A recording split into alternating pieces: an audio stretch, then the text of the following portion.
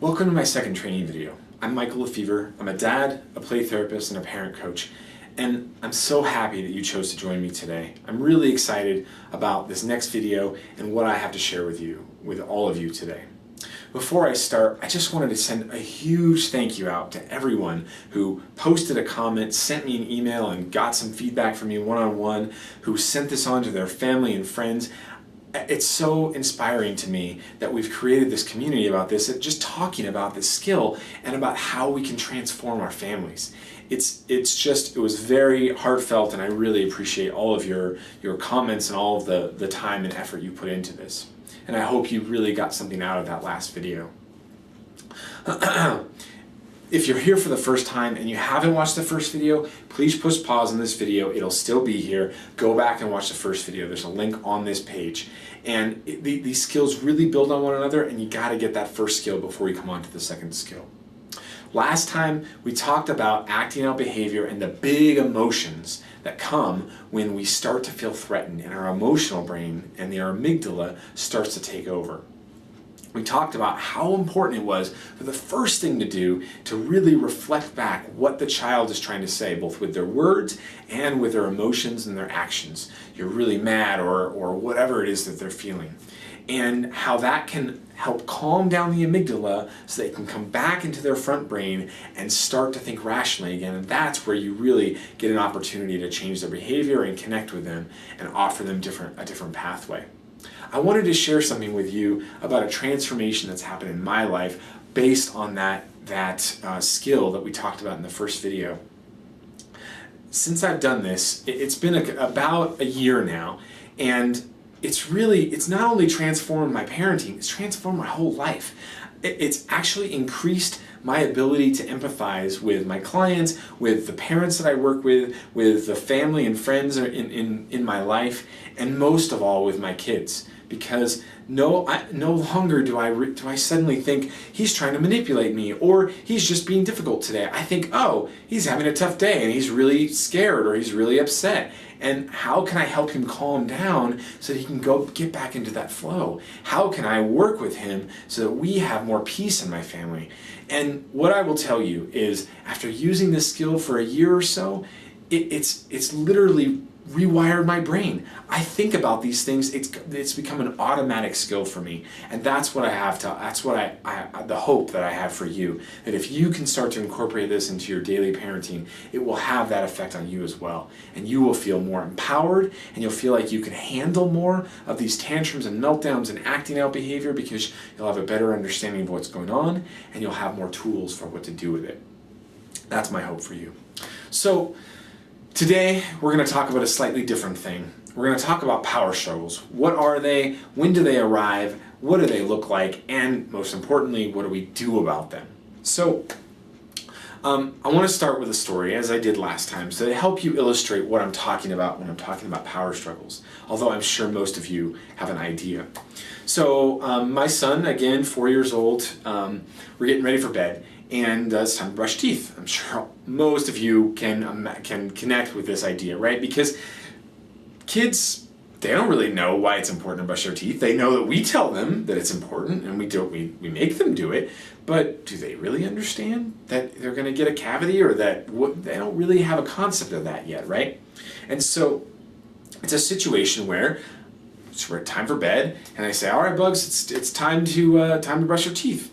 And he's just not even acknowledging my presence. He's playing with his train, building a track. Or actually what happened was he was like, okay, and we ran upstairs and he's zoom right into his room, playing with the toys, and the teeth brushing is totally gone. So he's just totally distracted. And then I say from across the room, hey, it's time to brush your teeth.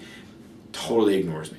All right, so this is what I'm talking about. Now, before I started practicing these tools and really starting to think about how can I understand what my child is trying to communicate to me and how can I really connect with him in these moments, I probably would have lost it. I probably would have gotten angry. I probably would have started yelling, hey, get over here, it's time to brush your teeth. We gotta go to bed right now, right? I could feel it even in my body. Like I'm getting threatened, and I'm the one who feels like I have to force him to do something. That's the definition of a power struggle. When you want your child to do something and they really don't want to do it. And it's different than the first one we talked about because they're not really in their emotional brain. They're just playing. They're just focused and doing their thing. With older kids, you'll see this a lot, like, you can't make me, or I don't want to do that, or, right, they start to talk back, so you get a lot of this behavior, and the reality is, we can't make them. There's nothing we can do to force them to brush their teeth if they don't really want to do it, right? Especially as they get older and they can start to make choices. I mean, we can't do anything. We cannot physically make them want to do that or do it, right? And we can threaten them and we can punish them and we can give them consequences and all those things. And all of those things are simply ways to try and influence their behavior so that they will do what we want. So that's what we're going to talk about today. That's the story, and we'll get back to that story with my son brushing his teeth in a moment. Specifically, I want to answer 4 questions. What is it? And then we've talked about that, but how do you define a power struggle? What happens when you get a power struggle? And we've, again, covered some of this. When do they often happen, and what do we do about it? So my definition of a power struggle is any situation where the values of the parent and the child are different. And when I say values, the things that are important to them. So it's really important for the parent to get out to be at the meeting on time at your work. But it's really important to the kid that they build that train track right now, or that they finish that puzzle, or that any number of things that they want to do, right? So it's not important to them that you're meeting, right? That's my definition of of the potential power struggle. The power struggle comes when you then start to butt heads and you say, well, this is important to me. And he says, well, this is important to me, both in words and in actions. That's what the kids do. And then tempers flare and you are bigger, so you feel like you can force them, or you threaten them, or you, all the things that we do as parents to do that. And that's what I'm talking about, right? These situations. But at the core, it's 2 people with different ideas about what's most important in that moment. Now, what happens? Well, we've covered a lot of this, but there's a couple of things. They can ignore you, right? They're telling you with their actions and their behavior that it's not important to them, but it could look like ignoring you, it could look like talking back, it could look like saying they're gonna do it and then not doing it, so they're giving you lip service. They could, they could throw a kind of a fake tantrum where they're just like, no, I don't want to do it, or they could hit you, so it could lead to some of those acting out behaviors that we talked about in the first video. But I'm sure you guys can fill in the blanks for this one. There's lots of different ways. At the end of the day, what the child is trying to communicate is, this thing that you want me to do is not that important to me. So when does this happen? Well, you'll probably know that a lot of times this happens when we're stressed, right? We're rushed. We have to get out the door. Something unexpected occurs. The other night, my son was in the bath, and he's like, okay, can you, shampoo my hair and soap my body? And I was like, yeah. And then the baby went and turned over her tub, her little stand-up tub, and there was water all over the bathroom floor. And my son wanted to do this was really important to him. He wanted to get out of the bath, but I was like, I can't do that right now. Those kind of situations where there's a high stress situation, and oftentimes our tempers flare or our stress levels lead to these power struggle situations. And I'm sure, again, you can fill in the blanks on like, when do power struggles happen in your family? Getting out the door, brushing your teeth. A lot of times it's these transition moments where we're trying to move from one thing to the next, and those can be really tricky things for kids. Those is switching gears and going from one thing to the other. Now, what do we do about it? So there's a couple of things.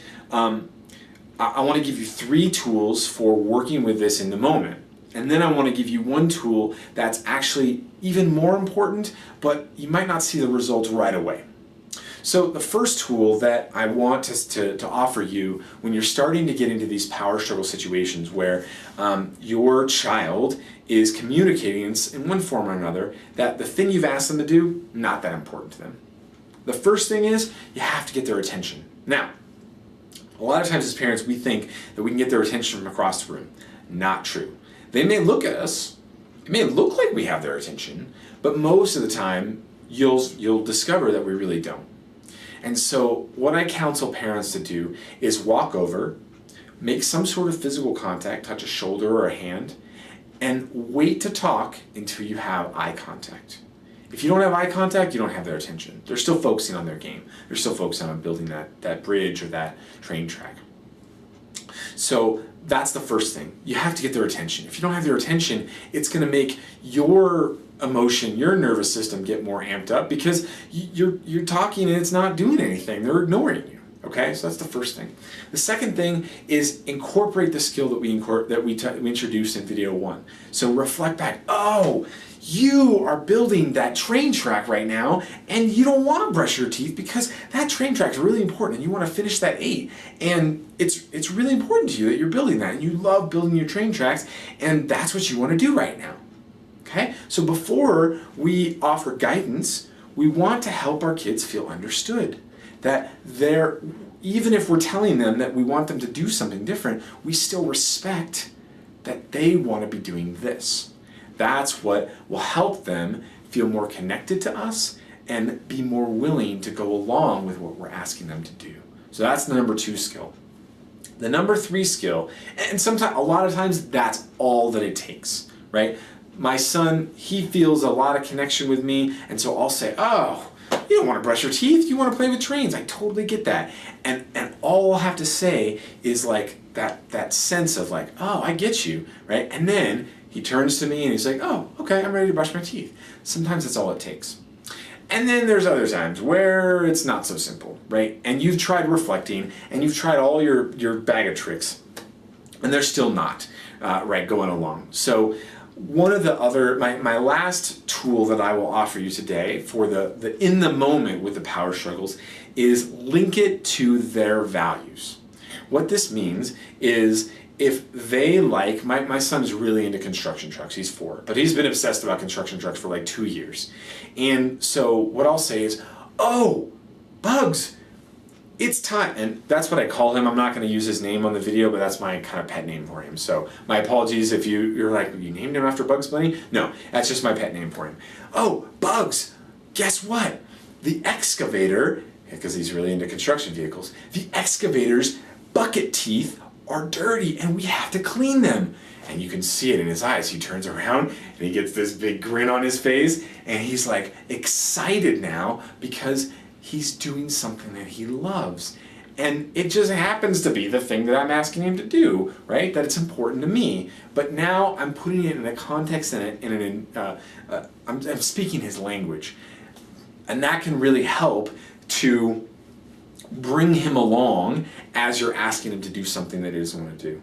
And get creative about this. Put it in the comments. Like, what's your, your most creative solution of how you can incorporate, something that you want to do into something that he's into, right?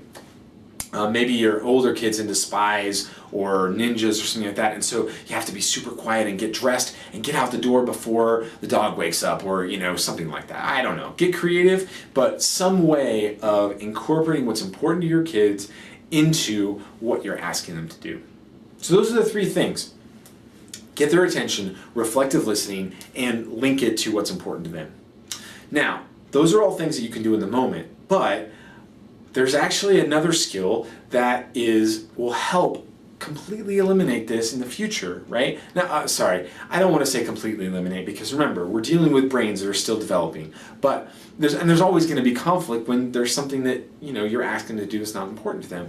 But the fighting and the butting heads, you can reduce that almost to 0 by engaging in what I call special time. And this is not a new idea, it's been around. There's a lot of parenting coaches and gurus that will talk to you about special time. Here's what it is in a nutshell.